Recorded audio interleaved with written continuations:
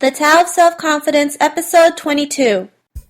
Welcome to the Tao of Self-Confidence, where I share stories of courageous women finding their inner journey to self-confidence 5 days a week.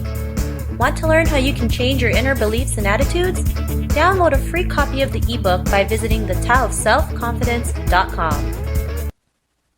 Well, hello friend. Welcome to the Tao of Self-Confidence, where I share stories of amazing women who have discovered their inner journey to self-confidence. I'm your host today, Sheena Yap Chan, and today's episode I have a special friend who is here to share her story about her inner journey to self-confidence. Now, she is currently in Bali. Roosters going cock-a-doodle-doo and birds chirping. It's because she's like in the middle of the beach somewhere, and she's just enjoying life. She is a freedompreneur, a lifestylepreneur. She teaches, people around the world how to build a business and have a life at the same time. So I'd like to introduce you to my friend Regina, who's currently in Bali. She's actually from New Zealand, but really I think she's more from California and decided to move to New Zealand. So Regina, how are you today? Maybe you can fill in the blanks on some of the other stuff that I missed. Hey Sheena, how's it going? Yeah, we're here in Bali. My husband and I are here for a couple of months. And it's funny that you're like, she's from here. No, she's from here, because people usually ask me, where are you from? And all I really want to say is I'm from Earth, because I've been to so many places. But I'm originally from California, lived in San Francisco for seven or 8 years, and I moved to New Zealand for about 5 years before traveling full time. Nice. And I just want to know, what is your cultural background? So I am Filipino. My mom was born and raised in the Philippines, and my dad was he's American-born, Filipino-Mexican. Awesome. Thanks for sharing that. So I just have some questions for you. The first one would be, what is your favorite self-confidence quote? My favorite self-confidence quote is, when you have confidence, you can have a lot of fun. And when you have fun, you can do amazing things. Thanks for sharing that. That is I like that quote a lot. And listeners, if you hear a little cat meowing, it's because there's cats in there as well. So it's great to hear the background, and at least we can feel like we know what it feels like to be in Bali. We can have the Bali experience from this episode. So thank you first, Regina, for having this Bali experience in today's episode. There's all kinds of noises over here, for sure. We got a couple of rescue cats from Ubu this weekend here living with us. So in your own words, what would be your definition of self-confidence? Well, my definition of self-confidence is knowing that no matter what you go through, everything's going to turn out okay, and really having some sort of visualization in your head that everything will be okay. Because sometimes in life you always have your ups and downs, and sometimes you feel bad about something or you feel good about something, but that's just kind of the journey that you have to go through to get to the end and to learn the different lessons of life. Thanks. I love that definition. So, Regina, before you were able to travel the world and do all these amazing things, what was your life like before the discovery of self-confidence? Oh, man. I have to say, growing up, I did grow up with a lot of low self-esteem, and I lacked a lot of confidence when I was younger. And I think a lot of it was, I had a lot of anxiety, and a lot of it, I had all of these thoughts in my head thinking that I had to be a certain way. I set myself expectations that I didn't think were necessary. Looking back now, weren't something to please my parents or to please, my teachers or the people around me. So I think I had a lot of anxiety, and I just remember that, especially in, my late teens and my early 20s, just going through depression and not being able to understand, why I had to do certain things.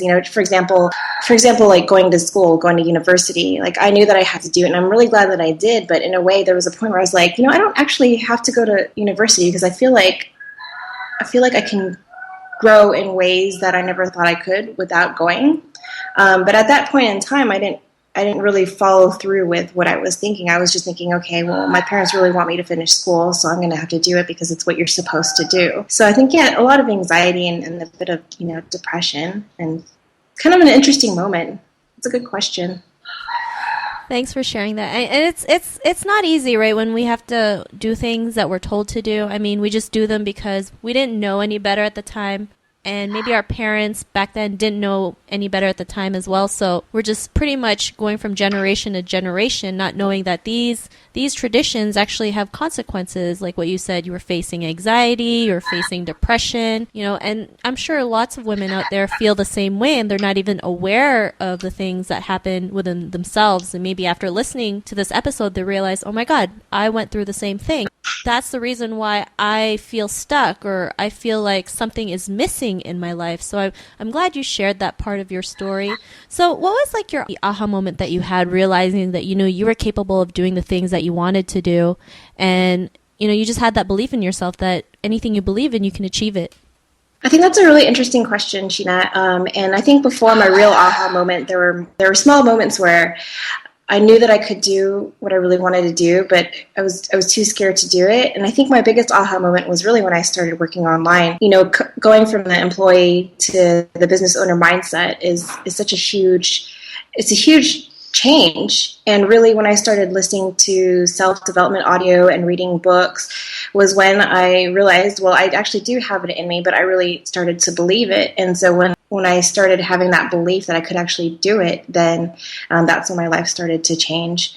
And you're constantly growing too, because when you get to the point where you're like, okay, I believe it, it's almost like you have to practice new habits and break old habits of thoughts so that you can, move forward and really live a new life.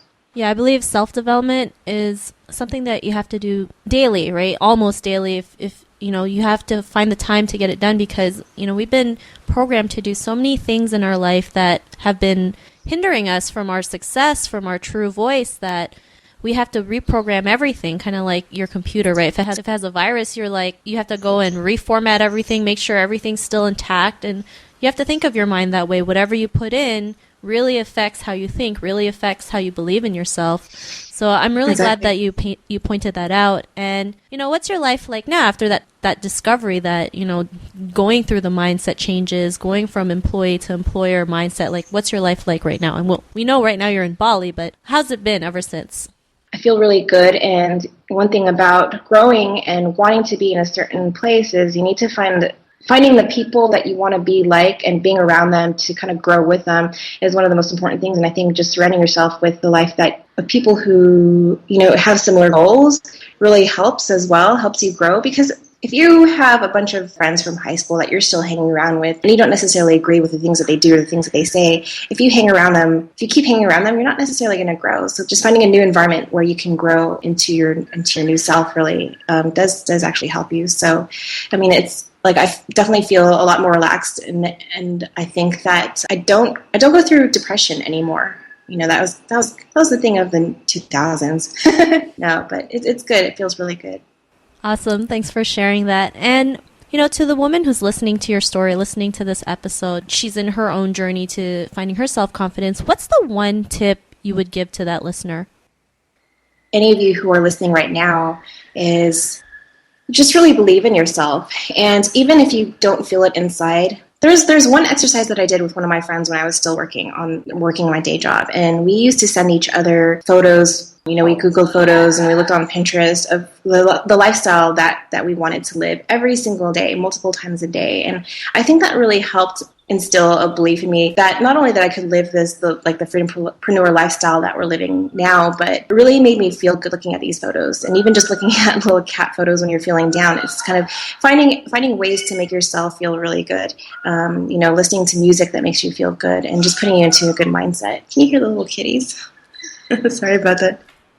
That's okay. Like I said, we're having the Bali experience. So anyone listening to this episode, just hearing these sounds, you got to be in the moment. Especially if you've ever wanted to go to Bali like I do, it's just like visualization. You got to kind of close your eyes and feel every sound you hear, the chickens cockadoodling, the cat meowing, the birds chirping. I mean, it's all about, visualizing yourself in that moment. So I think it's great that you have these little, we can hear the little background noises, like the little cat purring.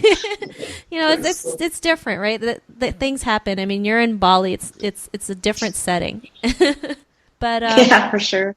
Regina, if we wanted to contact you or get to know a little bit more about you, is there any websites that you have or any contact info that you want to share?